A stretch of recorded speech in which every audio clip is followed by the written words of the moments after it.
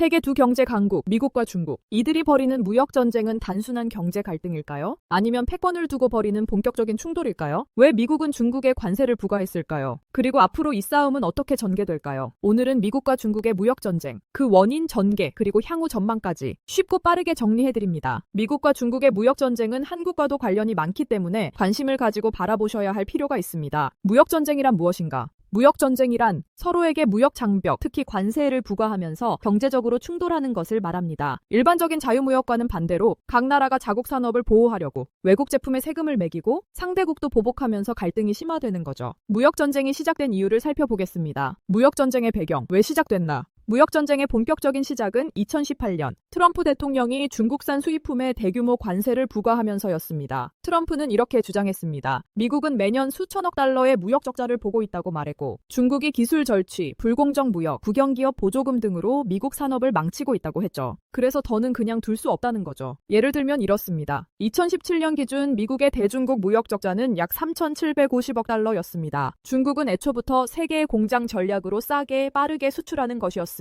하지만 이 과정에서 미국은 점점 중국 의존도가 높아지고 제조업은 침체되었죠. 트럼프는 이걸 바로잡기 위해 중국산 제품 수천억 달러 규모의 25%까지의 고율 관세를 부과시켰고 중국도 미국산 제품의 보복 관세로 맞서며 본격적인 무역 전쟁이 시작됩니다. 무역 전쟁의 전개 과정을 알아보겠습니다. 여기서부터 관계가 더욱 악화되기 시작합니다. 2018-2019년 사이 미국과 중국은 서로 수백억 달러 규모의 제품에 대해 관세를 주고받았습니다. 미국은 기술, 기계, 철강, 의류, 전자제품에 관세를 부과했습니다. 그리고 중국은 농산물, 자동차, 에너지에 보복 관세를 부과했습니다. 이렇게 서로 관세를 부과시키면서 다음과 같은 결과를 초래하게 되었죠. 미국 농민들이 피해를 입어 정부가 보조금을 지급하게 됩니다. 애플, HP 등 기업들 중국 생산기지를 베트남, 인도로 이전 시도를 하게 됩니다. 세계 경제 성장률 둔화가 우려되었습니다. 그리고 글로벌 공급망 혼란이 발생했습니다. 그런 후 2020년 1월 1단계 무역 합의가 체결됩니다. 중국은 미국 제품을 더 사겠다고 약속하고 미국은 일부 관세 인하를 약속했지만 코로나19 팬데믹이 발생하면서 합의 이행은 사실상 무력화됐습니다. 그렇다면 바이든 정부는 어떻게 대응했나? 트럼프의 정책을 이어받은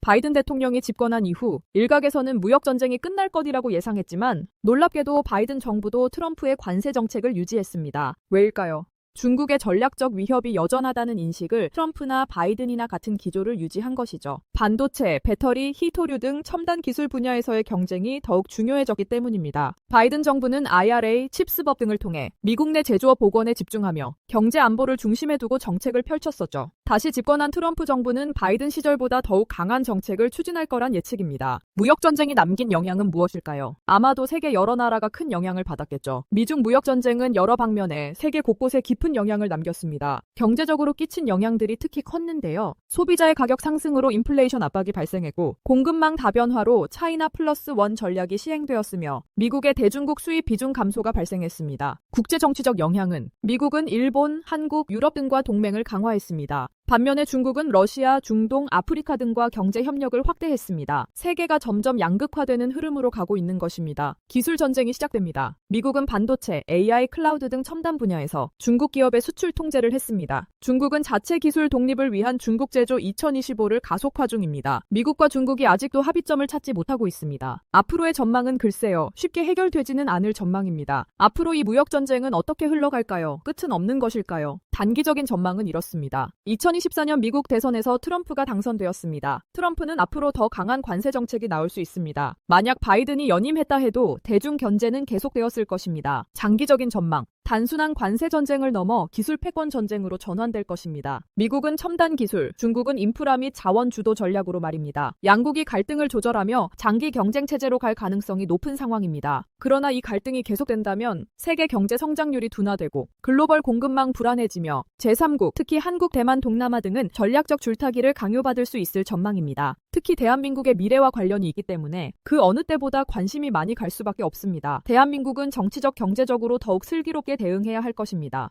미국과 중국의 무역 전쟁은 단순한 관세 문제가 아니라 미래의 경제와 기술 패권을 건 장기전입니다. 이 갈등은 지금 이 순간에도 전 세계 경제에 영향을 미치고 있고 우리 일상 속 제품, 물가, 일자리에도 깊이 연결돼 있습니다. 그리고 서로 동맹국과의 연합으로 인해 갈등의 골이 깊어지고 있습니다. 앞으로 세계는 어떤 방향으로 나아갈까요? 지켜보면서 함께 생각해보면 좋겠습니다. 오늘 영상이 유익하셨다면 좋아요와 구독, 알림 설정 잊지 마시고요. 시청해주셔서 감사합니다.